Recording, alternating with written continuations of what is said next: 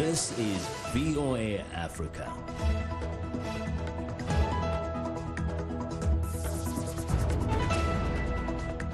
Good evening, I'm Esther Giduyot. It's Thursday, December 12th. This is Africa 54. Environmentalists applaud her selection, but critics are denouncing Time magazine's choice of teenage climate activist Greta Thunberg as its Person of the Year 2019. International Criminal Court President Judge Chile Iboe Osuji responds to criticism that the court targets Africans. And we'll look at how Kenyan coffee farmers are grappling with low prices and climate change.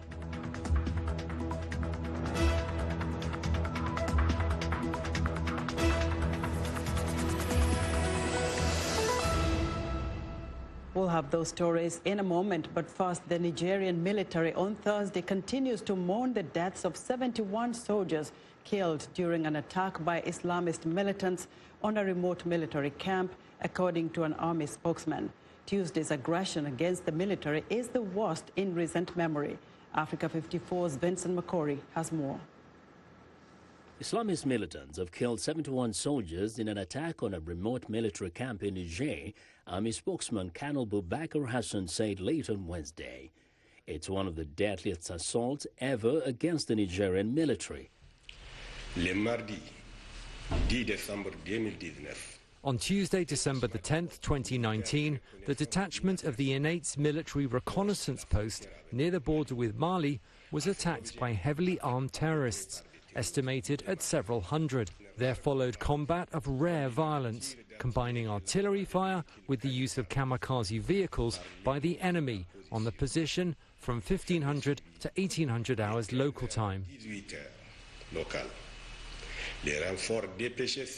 Reinforcements dispatched to the position allowed the situation to be stabilized, and it is currently under control. Unfortunately, we regret the following toll. On our friends' side, 71 soldiers killed, 12 wounded or missing. On the enemy's side, an important number of terrorists were neutralized. President Mahamadou Issoufou cut short a visit to Egypt to return to Niger, his office said in a tweet. And he and French President Emmanuel Macron agreed to postpone a key security meeting in France this month to early 2020. Despite the commitment of thousands of regional and foreign troops, militants with links to Islamic State and Al-Qaeda have mounted increasingly lethal attacks across West Africa's Sahel region this year. The area has been in crisis since 2012, when ethnic Tuareg rebels and loosely aligned jihadists seized the northern two-thirds of Mali, forcing former colonial master France to intervene the following year to beat them back. But the jihadists have since regrouped and expanded the range of influence. VOA's Vincent Makori reporting. Algeria held its presidential election Thursday despite the mass protest of thousands of people who flooded the streets in central Algiers, chanting, "No vote, we want freedom." The opposition views the ballot as a farce designed to keep the ruling elite in power. Police pushed forward with sticks in an attempt to break up their demonstrations, but retreated as more protesters arrived. The army, the strongest political player, sees the poll as the only way to restore calm by having voters choose a successor to former President Abdel Bouteflika, who was toppled by a popular uprising earlier this year after 2 decades in office. The Democratic Republic of Congo and World Health Organization have launched the third phase of their measles immunization campaign. They aim to reach nearly 19 million children across the country by the end of December. A measles epidemic in Congo has killed 5,000 people this year, many of them young children. There are more than 250,000 suspected measles cases, according to a report by WHO. Low immunization rates and high levels of malnutrition have fueled the epidemic and its high death rates, especially in North Kivu province, which is also reeling from an Ebola epidemic. Vaccination is almost challenging due to high insecurity that makes some areas inaccessible to aid workers. Environmentalists and climate change supporters worldwide are hailing Time magazine's decision to make teenage activist Greta Thunberg its 2019 Person of the Year. Her eloquent calls on political and industrial leaders to make courageous decisions on climate change have inspired young people worldwide. VOA's Latza Hook has more. The 16-year-old Swedish student practices what she preaches. Last month, Greta Thunberg sailed across the Atlantic to bring her message to North America and then sailed back to Europe to emphasize that flying is not good for the environment. At a United Nations climate summit in Madrid on Wednesday, she accused political and business leaders of failing to treat climate change as an emergency. In an emergency, you change your behavior. If there's a child standing in the middle of the road and cars are coming at full speed, you don't look away because it's too uncomfortable. You immediately run out and rescue that child. And without that sense of urgency, how can we, the people, understand that we are facing a real crisis? Thunberg says pretending to act is worse than inaction. The real danger is when politicians and CEOs are making it look like real action is happening when, in fact, almost nothing is being done, apart from clever accounting and creative PR. Her supporters say she deserves Time's Person of the Year status. She has to have attention, but not like she was a celebrity, because she's not a celebrity. She's an activist, a very good activist. Thunberg began her campaign in 2018 by protesting outside the Swedish parliament once a week instead of going to school.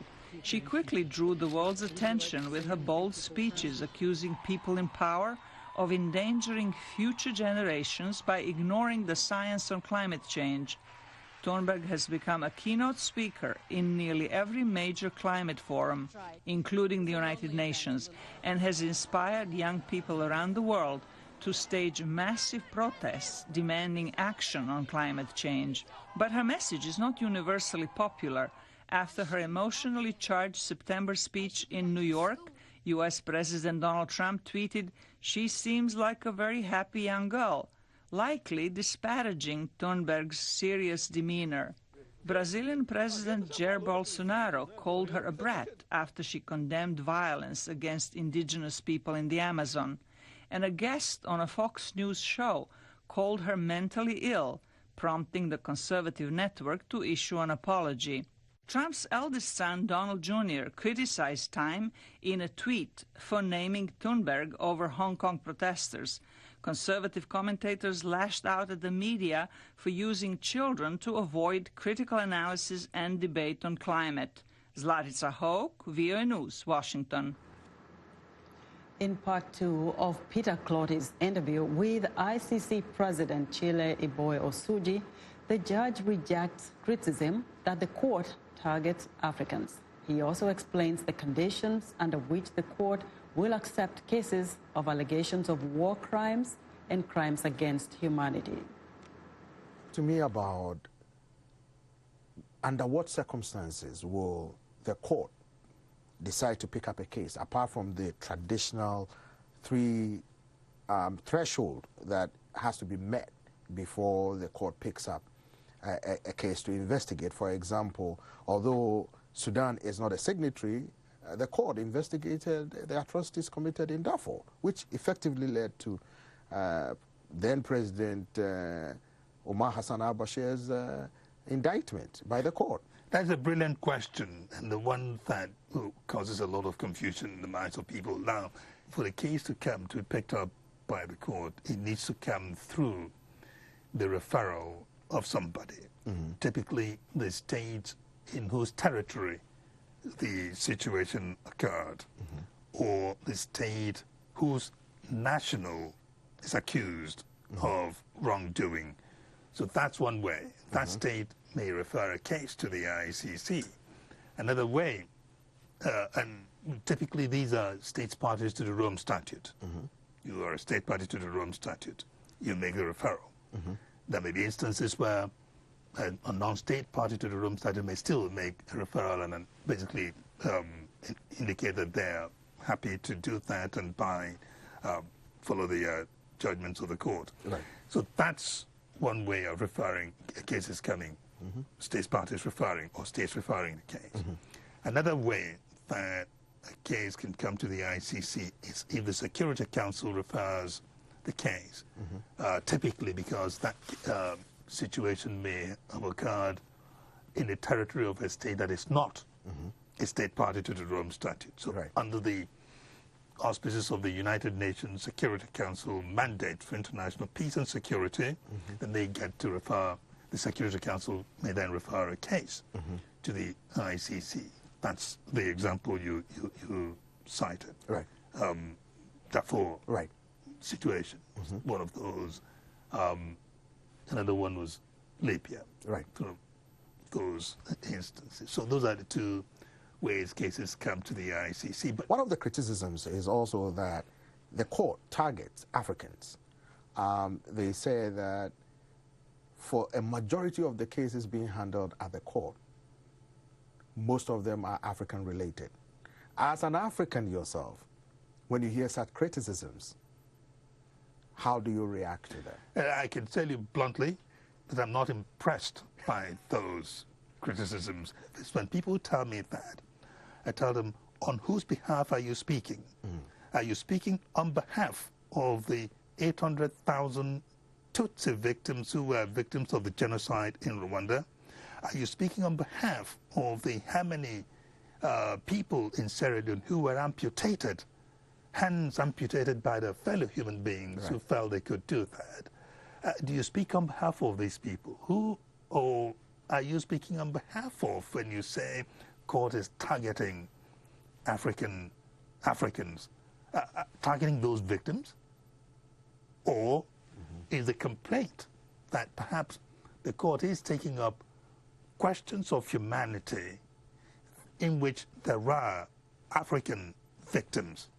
Is that the narrative? Is that a complaint? That's usually why I'm not impressed by those complaints. So what do you see as the ICC's role in Africa going forward, let's say in the next 5, 10 years to come? For Africans, the matter of economic development is hugely important. Where war is erupting, you don't have economic activities going on. So this is one area where the ICC has value, in the sense putting pressure against those kinds of conduct so that people don't engage with them with as much of an ease as used to be the case before the creation of the ICC. That was ICC Chief Chile Eboe Osuji speaking to our Peter Claudy. Voters in Britain are casting ballots Thursday in an early general election that may bring a long-awaited resolution to its departure from the European Union. The British electorate approved Brexit in a 2016 referendum. Prime Minister Boris Johnson says a parliamentary majority for his Conservative Party would allow him to push through a previously rejected divorce deal with the EU and carry out Brexit by January 31st. His challenger, Labour Party leader Jeremy Corbyn, says if he wins, Britain will hold a new referendum to ask if people still want to leave the European Union, or would they rather stay in the 28-member bloc. Official results of this poll are expected on Friday. We're excited to hear what you think about Africa 54. Join the discussion on Facebook. The address is Africa 54. We're also streaming our broadcast live on Facebook. Please watch and share our show with your friends. Also check out our headlines 24/7 on voaafrica.com. Still to come, Kenyan coffee farmers struggle with a changing environment. You're watching Africa 54, and we'll be right back.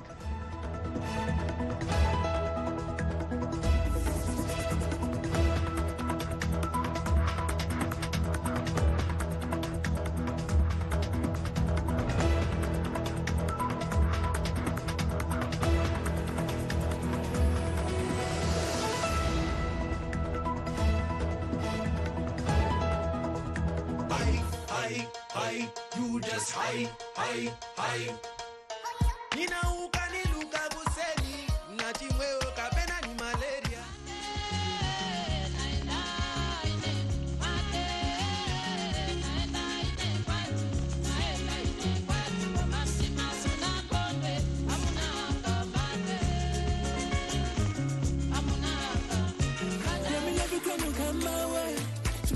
When you walk away, I wanna make you my woman. I don't wanna waste no time. I say, hold up, my mama. You know I'm wanting you. I say, hold up, my mama. Can I be the one for you? Tell me, where did you come from?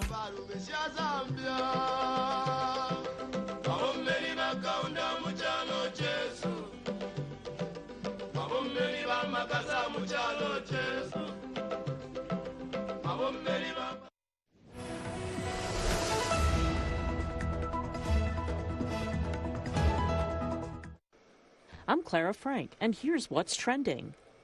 Hungry for something different? Meet Nigerian visual artist Hanifa Adam, who turns ordinary food products into colorful and edible masterpieces. The self-taught visual artist experiments with different kinds of food ingredients, such as spices and grains, to make her portraits, which she says celebrates African culture and heritage. Adam exhibits her work on her Instagram, where she has 30,000 followers. She sells her food portraits, but mostly works with food brands to provide visual content for artsy food advertisements.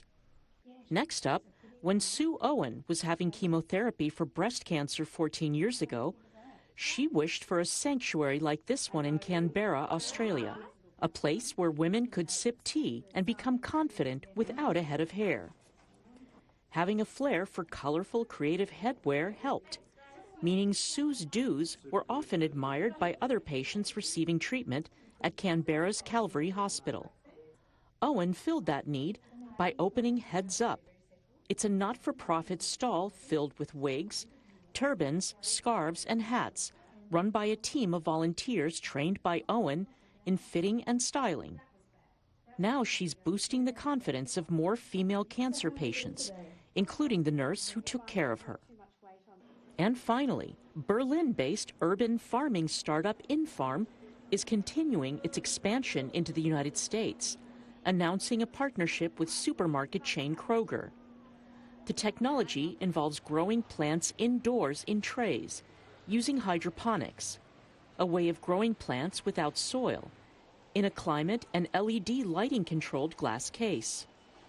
Plants grown include lettuce, watercress, and a variety of herbs, which customers sell for prices at or below typical produce. With plants grown in-store, money is saved on transport and packaging. Founded in 2013 by 3 Israeli filmmakers turned entrepreneurs, it has more than 500 farms in stores and distribution centers worldwide across 7 countries. And that's what's trending today. The Democratic-controlled U.S. House Judiciary Committee on Thursday is again debating articles of impeachment against President Donald Trump. Democrats are pushing to punish a leader they say abused his power, while Republicans criticize the process as politically motivated and lacking evidence. VOA's Richard Green reports from Capitol Hill. The Judiciary Committee will please come to order. The committee spent Wednesday night debating the articles, which accuse President Trump of abusing his office by soliciting a foreign government to interfere in the 2020 election and of obstructing Congress by directing his administration to ignore subpoenas as lawmakers investigated his conduct. The central allegation, as laid out by Committee Chairman Gerald Nadler, is that Trump pressured Ukraine by withholding $391 million in military aid while seeking a commitment from Ukrainian officials to investigate Joe Biden, the former U.S. Vice President and one of Trump's potential opponents in the 2020 election. And when the President demands that a foreign government investigate his domestic political rivals, he corrupts our elections. To the founders, this kind of corruption was especially pernicious. Free and fair elections are the bedrock of our democracy. If our elections are corrupt, everything is corrupt.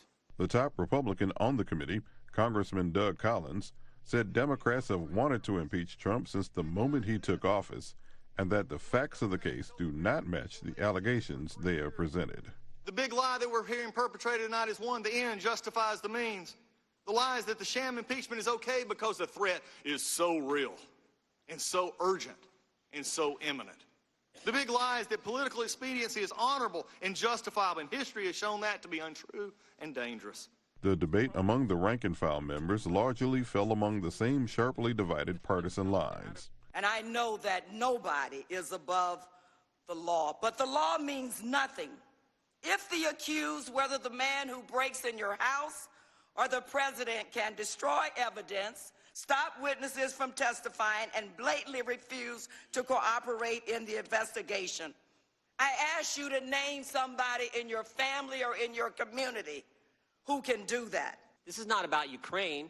Facts are on the president's side. Zelensky said he wasn't pressured. Ukrainians didn't even know aid was held at the time of the call, and most importantly, they did nothing to get the aid released. This is about one basic fact. The Democrats have never accepted the will of the American people. Once the committee approves the articles, the full Democratic-controlled House is expected to vote on them next week. If, as expected, the full House approves the articles, the matter would then go over for trial to the Republican-majority Senate, which Majority Leader Mitch McConnell said Wednesday would happen next month. A conviction in the Senate would lead to Trump's removal from office, but that is highly unlikely because at least 20 Republicans would have to side with Democrats to achieve the required threshold of 67 of the chamber's 100 members.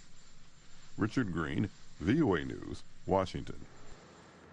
Climate change experts say world governments must sharply increase renewable energy production to meet emissions-cutting goals under the Paris Agreement.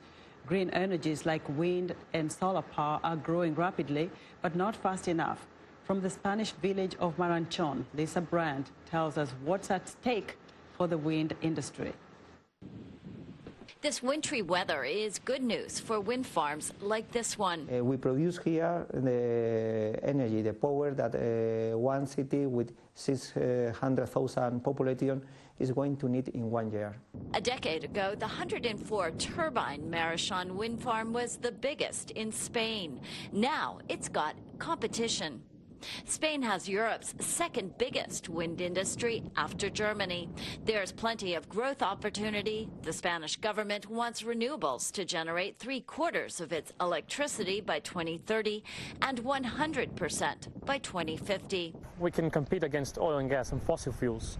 Why? Because if you see the tendency for the past 10 years, prices have dropped a lot for both wind energy and PV energy.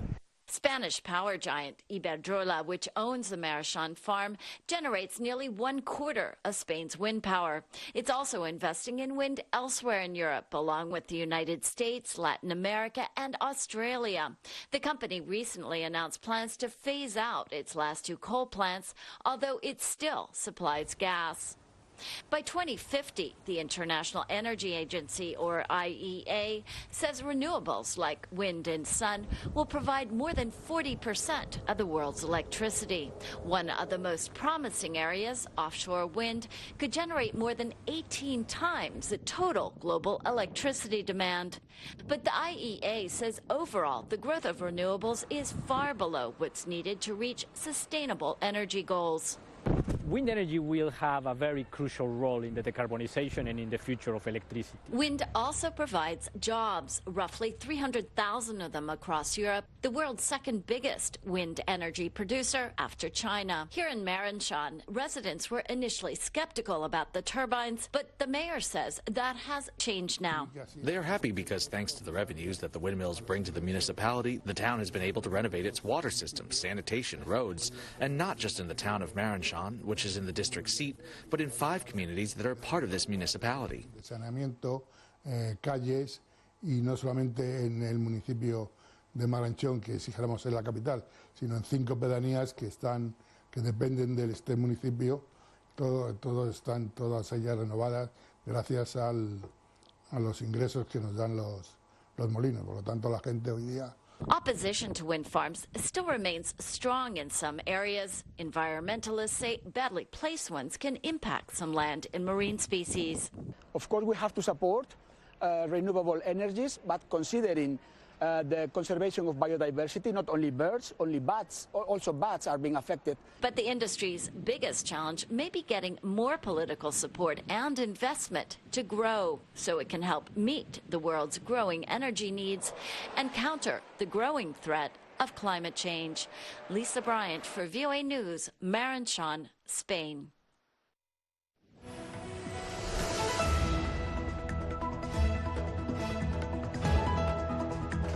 In our business report, coffee beans from small Kenyan farms often end up in specialty coffees from Berlin to San Francisco. But low prices, rising temperatures, and erratic rainfall are pushing farmers to the brink of collapse. Serena Chaudhry explains. Farmer Shadrach Wambua Mutisia has been growing coffee up a winding hill in Kenya for 40 years. But like other small growers, he's struggling to cope with the impacts of low prices, rising temperatures and erratic rainfall. Now he's replacing his coffee bushes with banana, macadamia and avocado trees. We never used to see so many diseases. We only experienced a little bit of coffee rust, but now we see so many diseases, some so severe that they dry up the coffee trees. That's our biggest challenge now. Kenya's coffee production is tumbling. The U.S. Department of Agriculture forecasts the 2019-2020 harvest will hit a whopping 57-year low. And while the region only produces about 0.5% of global coffee, its Arabica version plays a large role in the high-quality market. Machakos, Mutisia's home county, is Kenya's 10th largest coffee-producing region. Still, more than three-quarters of its 200,000 farmers active in the 1980s have given up, according to the county's cooperative union head. The farmers who are left have started a savings and loan society, but the struggle may be far beyond their control. Global coffee prices plunged to 14-year lows this year, well below the cost of production in most of the world. That was Serena Chaudhry of Reuters reporting. And that's our show for today. Be sure to watch Africa 54 on our website at voaafrica.com. From all of us here in Washington, have a good evening.